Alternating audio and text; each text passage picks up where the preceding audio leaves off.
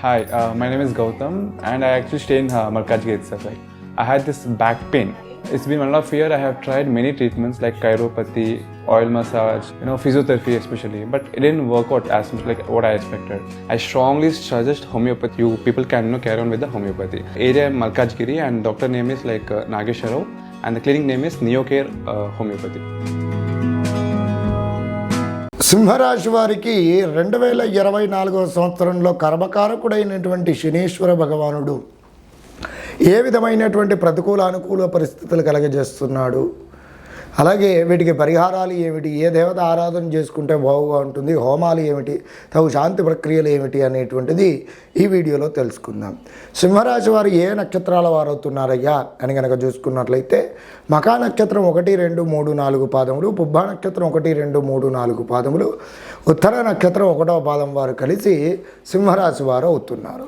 వీరి యొక్క జాతక లక్షణాదులు కనుక గమనించినట్లయితే అమరశీలులు, మంచి విశాలమైనటువంటి ముఖవర్చస్సు కలిగినటువంటి వారు, ఉండ్రని ముఖం కలిగినటువంటి వారు, అలాగే మంచి పనులు చేయడానికి చాలా విశేషమైనటువంటి ఆసక్తి చూపేటువంటి వారు, ధర్మ కార్యక్రమాలు చేసేటువంటి వారు, పరాక్రమవంతులుగా ఉంటారు, నిశ్చలమైనటువంటి పవిత్రమైనటువంటి మనస్సు కలిగినటువంటి వారు, తల్లిదండ్రుల మాట, గురువుల మాట, పెద్దల మాట వినేటువంటి వారు, చూడ్డానికి శ్రీమంతునిలే చాలా హుందాగా టీవీగా కనబడేటువంటి వారు, మధుర పదార్థముల యందు ఇష్టము, అలాగే చదువు యందు శ్రద్ధాధిక్యం చాలా ఎక్కువగా ఉంటుంది, ఆధ్యాత్మిక దైవ చింతన కలిగి ఉంటుంది, ధర్మపరులుగా ఉంటారు, రాజకీయవేత్తలుగా బాగా రాణిస్తారు, మంత్ర తంత్ర శాస్త్రములలో అలాగే వివిధ రకాలైనటువంటి శాస్త్రాలలో మంచి ప్రావీణ్యం కలిగి ఉంటారు.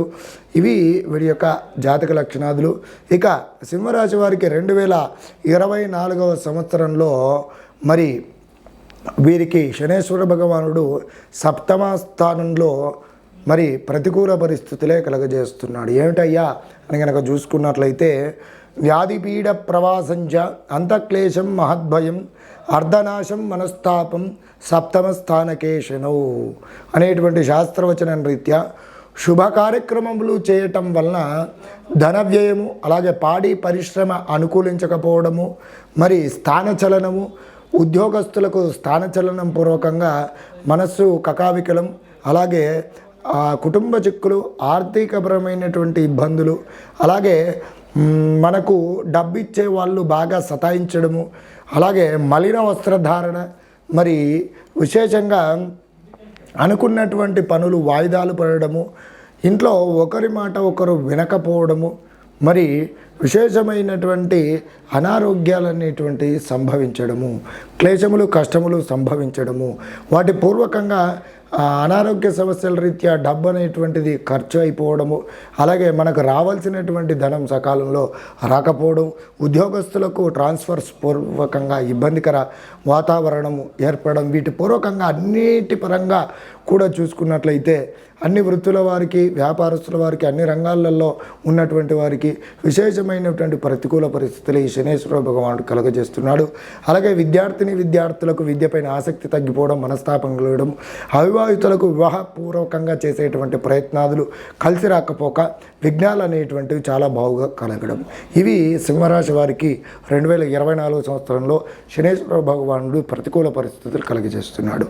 మరి ఈ సింహరాశి వారు ప్రతికూల పరిస్థితులను అనుకూల పరిస్థితులు పొందడానికై ప్రతినిత్యము కూడా సూర్య భగవానుని యొక్క ఆరాధన చేయండి, సూర్యోపాసన చేయండి, సూర్యగ్రహ ధ్యాన శ్లోకాన్ని ప్రతినిత్యం పఠించండి, సూర్యనారాయణ స్వామి వారిని విశేషంగా మరి ఆరాధన చేసుకున్నట్లయితే, అలాగే ప్రతినిత్యము కూడా మరి ఆదిత్య హృదయ పారాయణం చేసుకోవడం పూర్వకంగా మరి విశేషమైనటువంటి యోగకారకమైనటువంటి పరిస్థితులు పొందుతారు.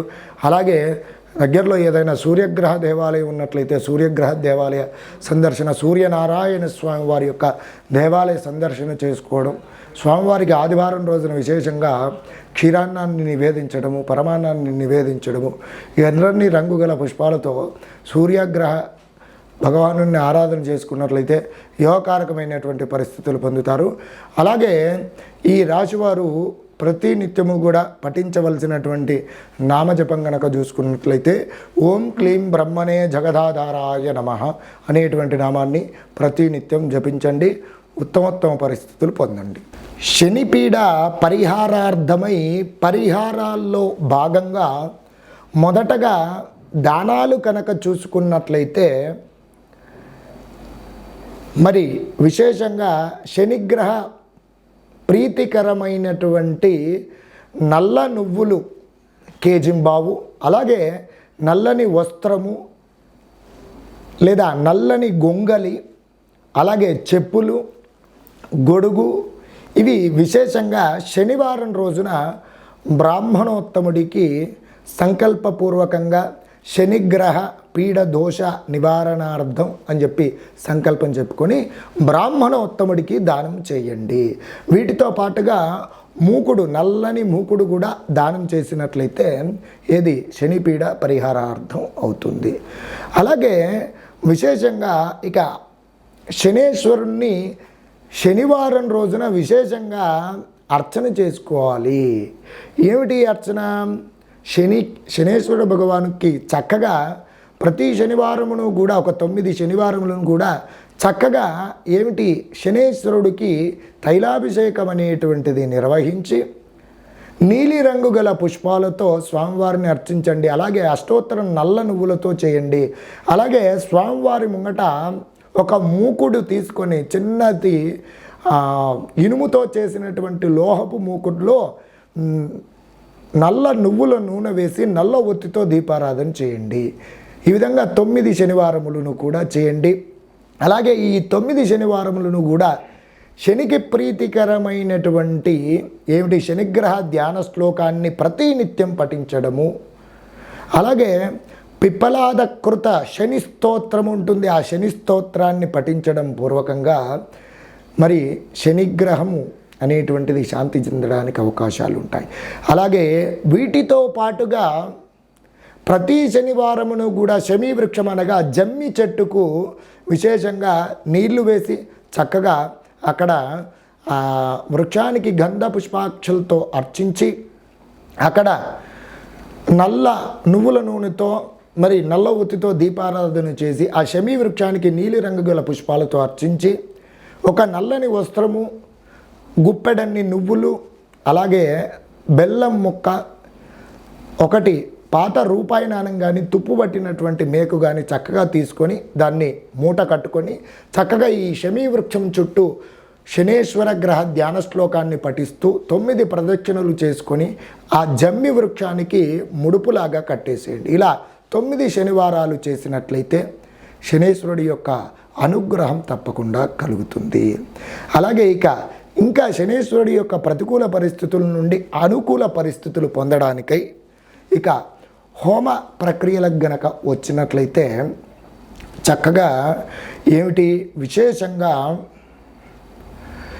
శనిగ్రహం యొక్క మూలమంత్ర హోమాన్ని చేపించండి. వీటితో పాటుగా రుద్ర హోమము చేపించినట్లయితే అనుకూలమైనటువంటి పరిస్థితులు పొందుతారు. వీటితో పాటుగా ఆంజనేయ స్వామి వారి యొక్క మూలమంత్రము హోమము, శ్రీ వెంకటేశ్వర స్వామి వారి యొక్క మూలమంత్ర హోమము గనక జరిపించినట్లయితే శనిపీడ పరిహారార్థం అవుతుంది.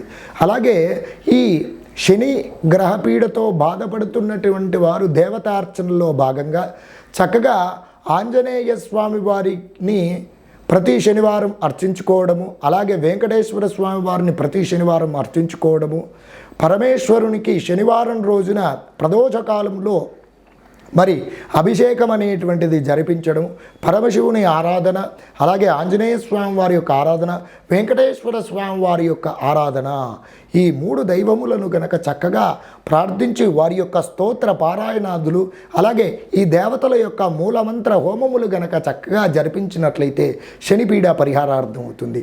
విశేషంగా ఆంజనేయ స్వామి వారికి శనివారం రోజున సింధూరము వేయించి చక్కగా తమలపాకులతో కూడా అర్చించినట్లయితే శనిపీడ పరిహారార్థం అవుతుంది.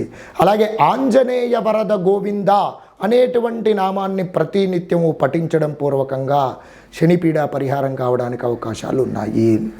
అలాగే విశేషంగా ఈ శనివారం రోజున శివాలయంలో ఒకసారి సరే ఏదైనా సరే ఏ దేవాలయంలోనైనా సరే వెంకటేశ్వర స్వామి దేవాలయం కానివ్వండి, ఆంజనేయ స్వామి వారి దేవాలయం కానివ్వండి, శివాలయంలో కానివ్వండి, శనివారం రోజున విశేషంగా అన్న సంతర్పణ కార్యక్రమం అనేటువంటిది నిర్వహించండి, అన్నప్రసాద వితరణ చేయండి.